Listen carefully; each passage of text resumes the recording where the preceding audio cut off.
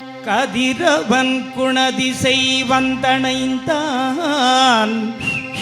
கனகிருள் அகன்றது காலையும் பொழுதாய்.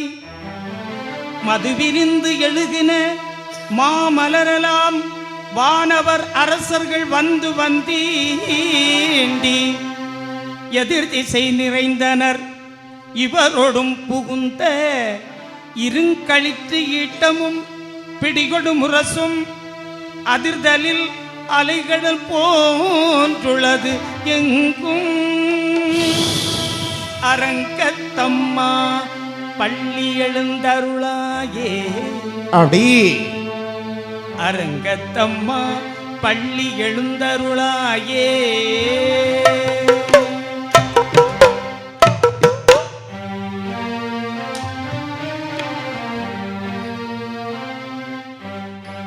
பொற்சதங்கை குலுங்க வரும் பால கணபதி, பொற்சதங்கை குலுங்க வரும் பால கணபதி, பொங்கும் இன்பம் தந்தருள்வாய் எந்த நாளுமே.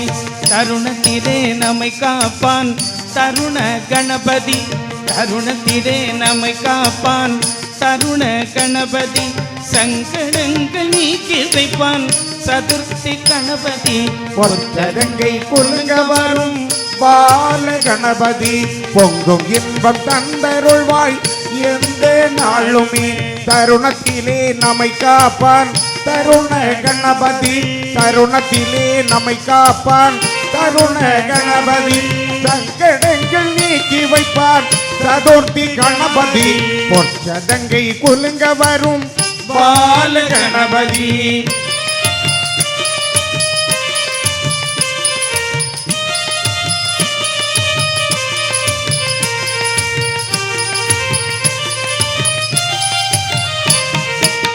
நர்த்தனமே ஆடுகின்ற நர்த்தன கணபதி,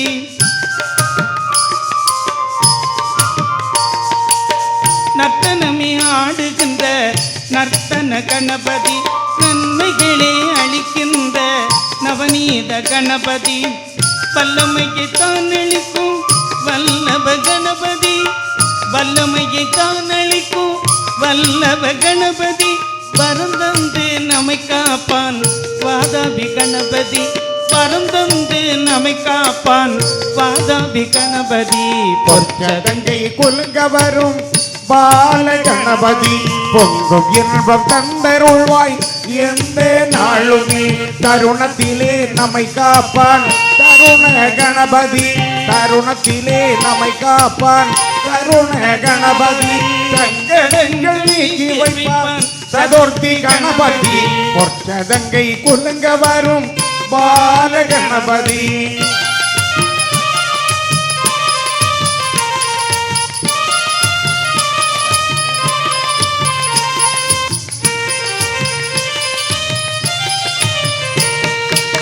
வீரந்தனை வாழ்வு தரும் வீர கணபதி,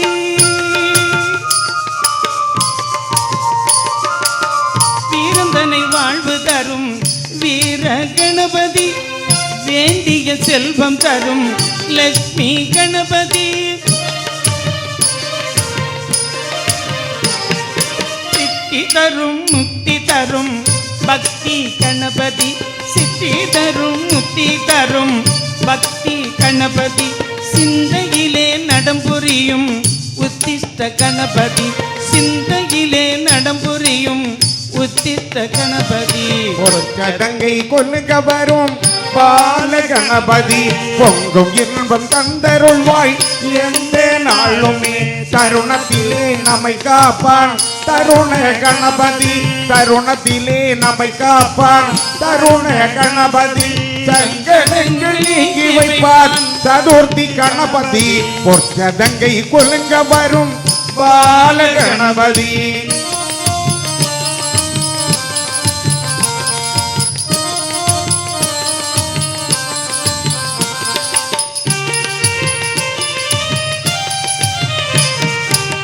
மங்களம் பொங்கிடவே திங்கள கணபதி, பிள்ளைதனை அருளிடவே சந்தான கணபதி.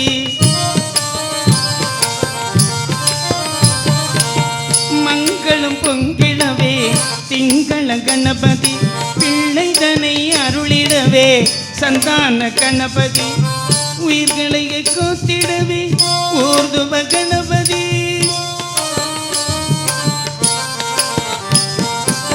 உயிர்களை கோத்திடவே ஊர்துவ கணபதி உலகமெல்லாம் செழித்திடவே சொர்ண கணபதி உலகமெல்லாம் செழித்திடவே சொர்ண கணபதி பொற்கடங்கை குலுங்க வரும் பால கணபதி பொங்கும் இன்பம் தந்தருள்வாய் எந்த நாளுமே தருணத்திலே நம்மை காப்பான் தருண கணபதி தருணத்திலே நம்மை காப்பான் தருண கணபதி சங்கடங்களுக்கு வைப்பான் சதுர்த்தி கணபதி பொற்கடங்கை குலுங்க வரும் பால கணபதி சதங்கை குலுங்க வரும் பால கணபதி பொங்கும் இன்பம் தந்தருள்வாய் எந்த நாளுமே எந்த நாளுமே எந்த நாளுமே. நாங்கள் இப்போது இங்கே பாட எடுத்துக்கொண்ட தலைப்பு என்னவென்றால் என்னன்னே ராமாயணத்திலே வருகின்ற அயோத்தியா காண்டம் இரண்டாவது காண்டமாகிய அயோத்தியா காண்டத்தை பற்றி இதை உங்கள் முன் சமர்ப்பிக்கின்றோம். அடே 4 யுகங்களையும் கடந்து 3 உலகையும் வென்று வென்று மலங்களையும் கடந்து பஞ்சபூதங்களையும் வென்று வென்று 4 வேதங்களின் முறைப்படி வாழ்ந்து காட்டிய ஸ்ரீராமனின் காவியமாம் ராமாயணத்திலே வருகின்ற இரண்டாவது காண்டமாகிய அயோத்தியா காண்டத்தை வில்லிசையில் உலகிற்கு சமர்ப்பிக்கின்றோம்.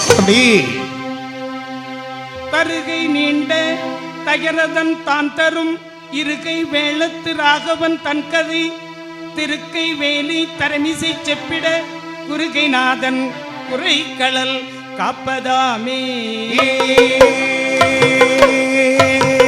அஜன் மகாராஜனுக்கும் இந்துமதிக்கும் பிறந்த மைந்தனாகிய தசரத மன்னவன் கோசலை கைகேயி சுமித்திரை என்ற 3 மங்கையரை மணமுடித்து ராமன் பரதன் சத்ருகனன் லக்குவன் என்ற 4 இளவரசர்களை பெற்று வளர்ந்து எவன பருவத்தை அடைந்த பொழுது ஜனகரின் மகள் சீதா தேவியை ஸ்ரீராமன் மணமுடித்தார்.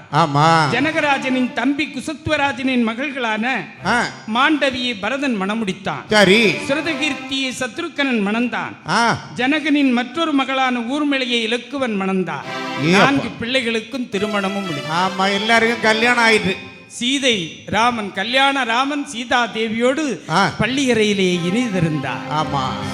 அளவிலா மகிழ்ச்சி கொண்டான் தசரத மன்னவன். ஓர் நாள் தசரத சக்கரவர்த்தி விடியற் காலை பொழுது ஸ்நானங்கள் செய்து நியம நிஷ்டைகள் முடித்து அந்த தசரத மன்னவன் தன் முகத்தை அந்த கண்ணாடி முன்னாலே நின்று அப்படியே பார்த்தான். சில பேர் அழக பார்ப்பாங்க. கண்ணாடி முன்னாடி நின்றான். நின்று அப்பொழுது தன் காது ஓரமாக அங்கே முடி ஒன்று நரைத்திருக்க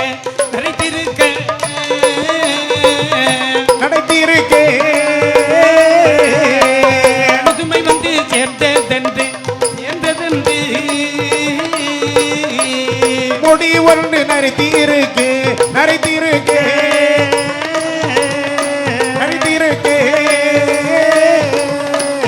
முதுமை வந்து சேர்ந்ததென்று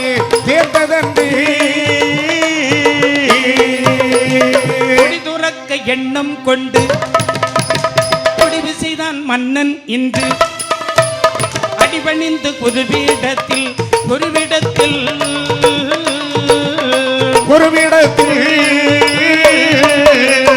அன்புருக வந்து நின்றான்.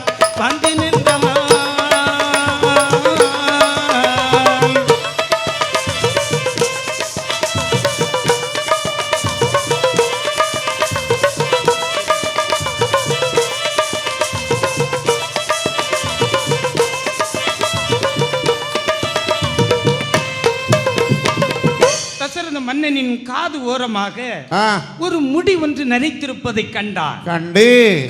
பாருங்கள், இந்த இடத்தை கம்பன் மிக சிறப்பாக சொல்லுவான். எப்படி சொல்லுகிறான்?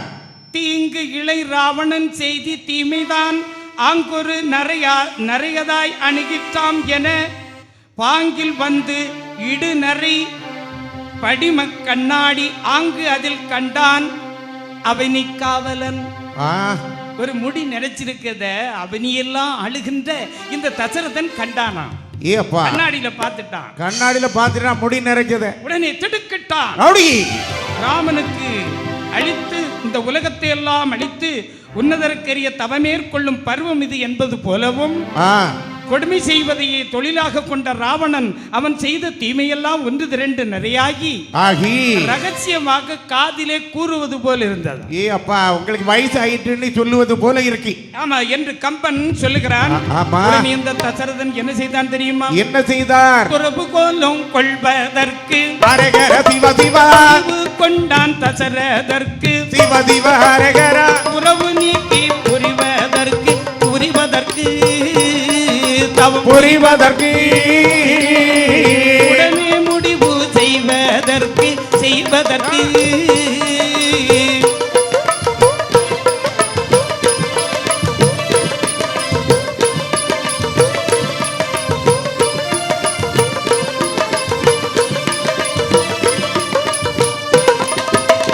மந்திர ஆலோசனை மண்டபத்திற்கு வந்தார் தசரதர். சரி. குரு வசிஷ்டரை வணங்கி தன் ஆசனத்திலே அமர்ந்தான் தசரதன்.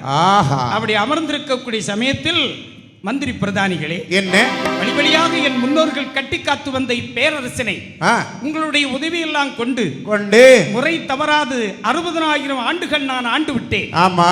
மனித வாழ்வோ நிலையற்றது.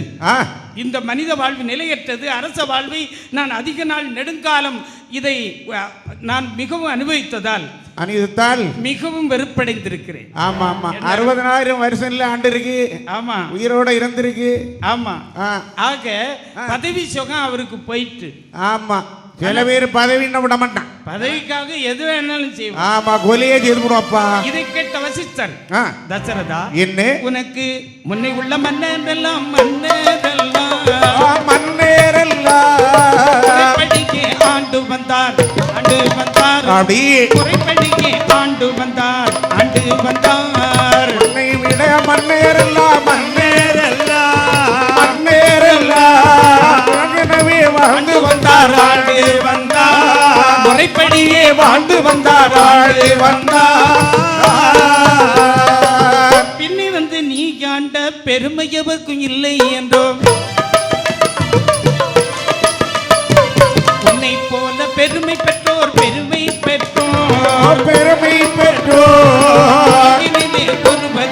ஒருவரில்லை அப்படி உலகினிலே ஒருவரில்லை.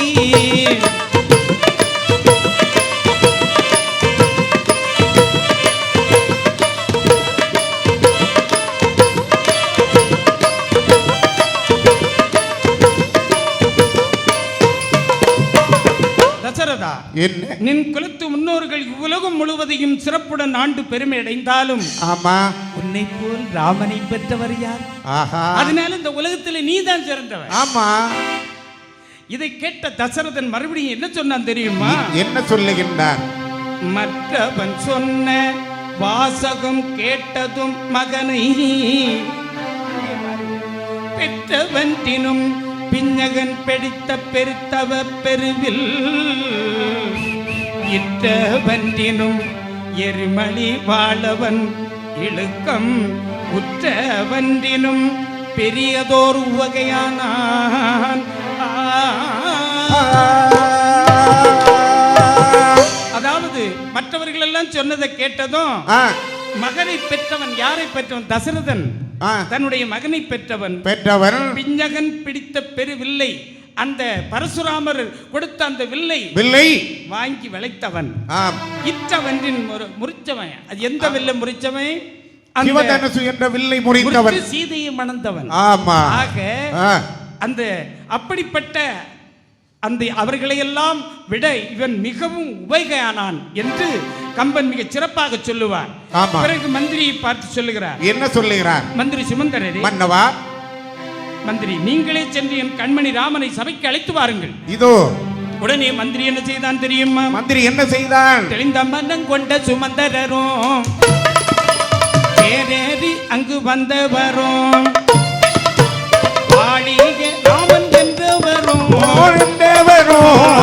அந்த செய்தியை செய்தியை சொன்னவரோ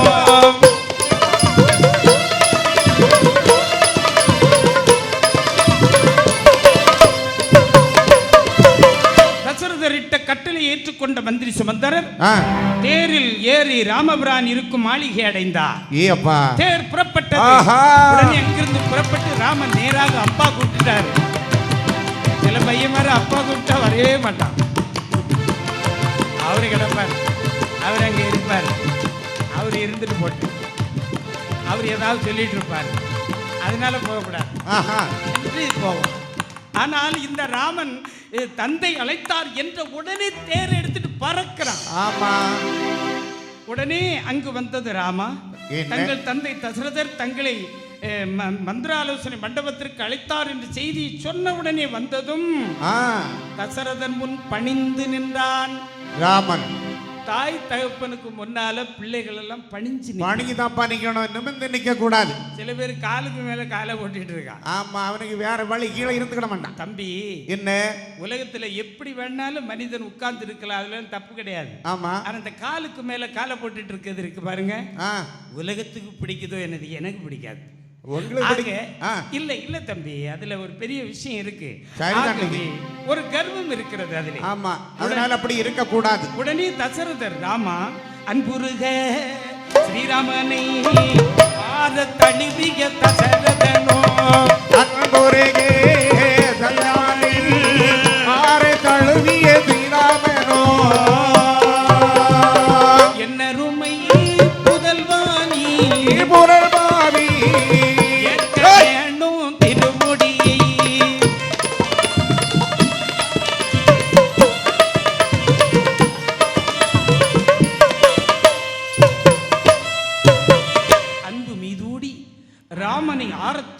தழுவி தசரதர் என் அருமை புதல்வா, நம் குல முன்னோர்கள் ஆண்டது போல் நீதிமுறை தவறாது நான் இந்த அயோத்தியை ஆண்டு விட்டேன். எனக்கு வயதாகி விட்டது. சரி, ஆகவே நீ திருமுடி சூட்டி செங்கோலை ஏற்றுக்கொள்ள வேண்டும்.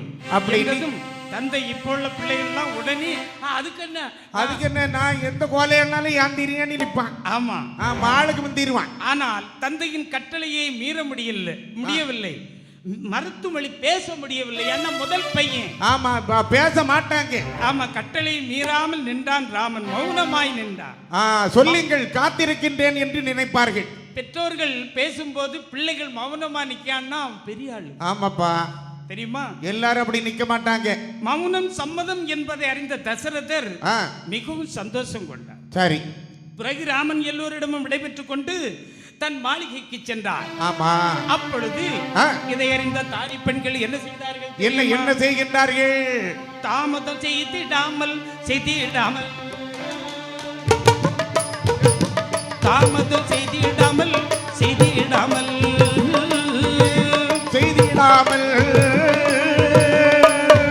தலைவி கோசலை அருகில் வந்து தாமதம் செய்திடாமல்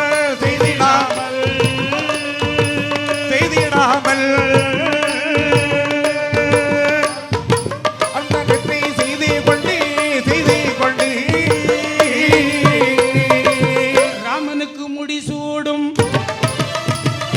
இனிமையான செய்தி சொல்ல கோமகன் ராஜா ராமனையே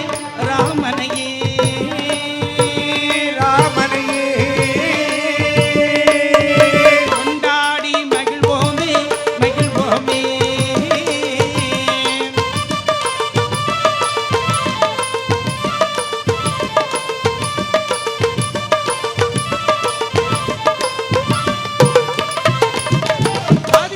ஓடி வந்து கோசலா தேவியிடத்திலே, அம்மா அம்மா, என்னவா, தங்கள் மகன் ராமனுக்கு முடிசூட்ட போவதாக மன்னர் அறிவித்து விட்டார். அப்படியா? என்று இன்ப கடலிலே மூழ்கினால் மிதந்து விட்டார்கள். ஆனால் மன்னர் துறவரம் கொள்வாரே என்று அவளுக்கு கொஞ்சம் வருத்தமா இருந்து, வீட்டுக்காரருக்கு காட்டுக்கு போயிருவாரு. ஆமா, அவரு கிளம்பி வழி வச்சாச்சு. ஆமா, அவரு போனா நமக்கும் கொஞ்சம் கஷ்டம். ஆமா, அவளு நம்ம பக்கத்துல இருந்தாலே நமக்கு நல்லா இருக்கும். ஆமா, சும்மா இருந்தாலே ஒரு பெரிய விஷயம் தான். ஆமாப்பா, செய்தியை சொன்ன தாதியர்களுக்கு முத்தும் மணியும் பரிசாக கொடுத்தாள் இந்த கோசலையானவள். சரி, விஷ்ணு ஆலயங்களிலே வழிபாடு செய்து ராமபிரானுக்கு எல்லா நலன்களும் உண்டாகும்படி அடி வேண்டிக் கொண்டு தான தர்மங்கள் செய்து இன்புற்றிருந்தால் கோசலை. ஏ அப்பா, அப்படி இங்கு இருக்கக்கூடிய நேரத்திலே ஆஹா, மறுநாள் காலை தண்ணில் மன்னன் தசரதனும் மாமன்னன் தசரதனும் மறுநாள் காலை தண்ணில் உருங்கள் வல்லுனரே புரியுங்கள் மண்ணாளை.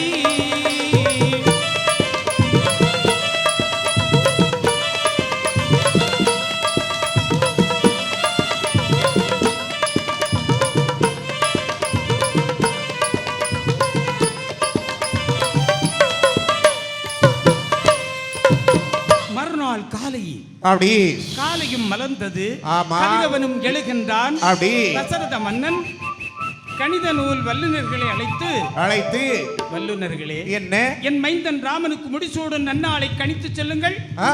உடனே எல்லாரும் பார்த்தான். என்ன மகாராஜா, என்ன பல நூல்களை நாங்கள் ஆராய்ந்ததில் ஆமா புரட்டினதில் நாளைய தினமே நன்னாளாக இருக்கு. ஏ அப்பா, நாலு பக்கத்துல தான் இருந்திருக்கு. ஆமா, நல்ல நாள் வரும்போது நல்ல விஷயத்தை மறுநாளே செய்திரும். ஆமா, நல்லது நடக்கும் போது ஒன்னும் தடை வராது. அதிலே வைத்துக் கொள்ளலாம் என்று சொல்ல. அப்படியானால் குரு வசிஷ்டரே, என்ன நீங்கள் ராமனுக்கு அரசு நீதிகளை எல்லாம் எடுத்து சொல்லுங்கள். சொல்லுகிறேன். செங்கோல் முறையை நீங்க உபதேசிக்க வேண்டும் என்று சொன்னதும் ஆகட்டும் என்று பாருங்க. ஒருத்தன் பதவியாக்க வரும்போது அவனுக்கு என்ன உபதேசம் எல்லாம் நடக்குது. ஆமா, எப்படி ஒரு ஒரு நாட்டை ஒருத்தன் ஆளணும்னா எப்படி இருக்கணும். ஆமா, எல்லாரும் நாட்டை ஆள முடியாதுப்பா. நாட்டை ஆளவும் பொய் சொல்லக்கூடாது. ஆமா, பொய் சொன்னானே இந்த நாடு விளங்காது. ஆகட்டும் என்று குரு வசிஷ்டர் ராமனிடத்தில் வர, அப்பொழுது அந்த ராமபிரான் என்ன சொல்லுகிறார் தெரியுமா? என்ன சொல்லுவார்? அப்படியே வந்து அவரை வணங்குகிறான். எப்படி வணங்குறான் தெரியுமா? எப்படி வணங்கினார்? மகிழை கண்ட மகிழை போலே, மகிழை கண்ட மகிழை போலே, மகிழை கண்ட மகிழை போலே துணிவரையும் உபசரித்தான். அகிலம் போற்றும் குருபாதம் அப்படி அன்போடு அடிபணிந்தான்.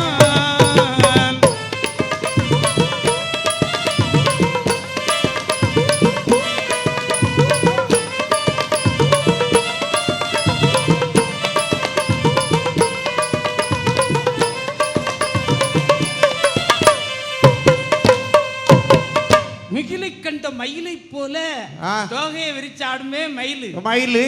முகில் அப்படியே மலை மேகம் வரும்போது தோகையை விரிச்சு, அதே மாதிரி சந்தோஷத்துல உபசரிக்கிறான். அவ்வளவு பெரிய சந்தோஷம்.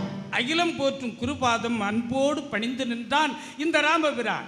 சரி, நாளை நீ மணிமகுடம் சூடப் போகிறாய், அயோத்தி நாட்டை ஆளப் போகிறாய். ஆகவே உனக்கு சில அரசு நீதிகளை நான் எடுத்து சொல்லுகிறேன், கேட்பாயாக என்று வசிஷ்டர் ராமனுக்கு எப்படி அரச நீதிகளை சொல்லுகிறார் தெரியுமா?